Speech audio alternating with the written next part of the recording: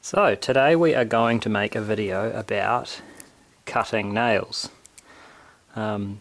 We have been doing a fair bit of street walking because of the lockdown, so his nails haven't grown too much within the lockdown period, but I'm sort of keen to keep him nice and comfortable with having his nails clipped so that when he goes to his new home it's not an issue for them to keep the maintenance on that.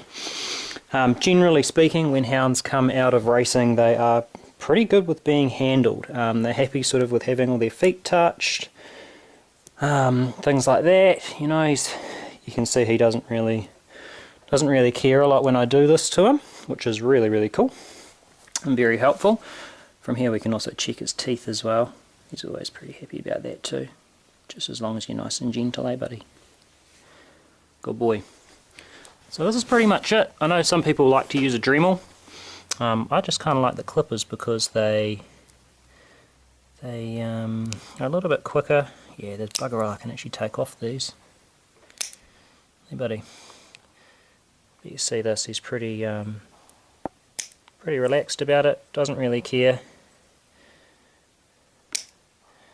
And that's part of it really, is you've got to go into it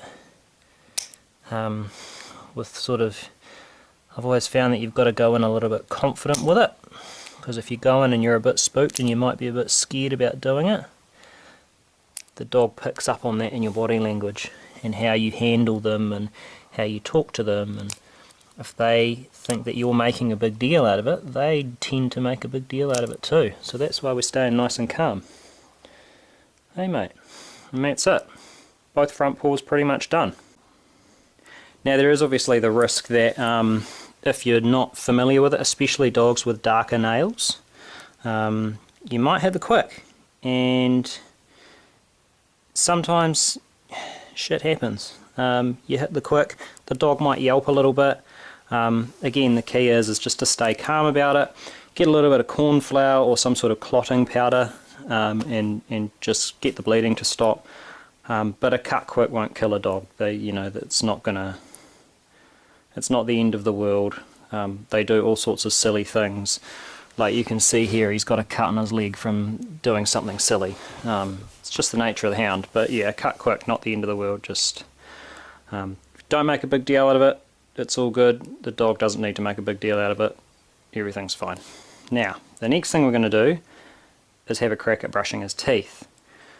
So I tend to just use a children's toothbrush that you can find at any supermarket. One of the really soft ones with really soft bristles is good. I don't use any toothpaste at all. I just sort of get in there and give it a good brush. It's kind of common knowledge amongst hounds that they have pretty average teeth, and while George has been in the kennels, he's had a couple removed there from down the bottom. He doesn't have his big long bottom ones. So while he's been in foster care, I've been making sure that we keep them nice and brushed. Hey bud, good boy. Now he looks scary when I lift his lip up, but he's actually all good with it, eh mate? Good boy. Keep him nice and clean, eh? Good boy.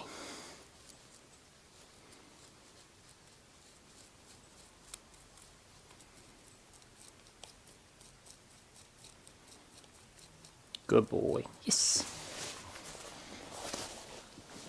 Good man. There you go, bud. Good boy.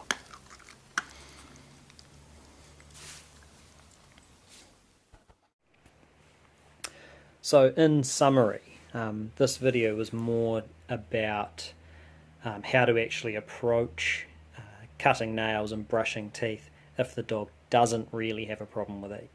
Just about going in with a bit of confidence and getting the job done, and being as careful and as gentle as possible, but also realising that if you make a mistake when you're cutting a dog's nail and you nick the end of the quick, it's not the end of the world. Everything does end up okay.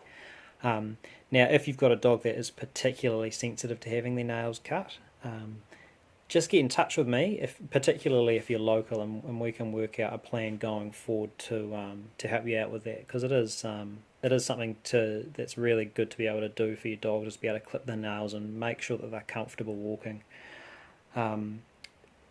If you let nails get too long, it affects how the dogs walk, and it affects all their joints and things like that, and it's not a pleasant experience for the dog. So it's good to keep on top of stuff like that.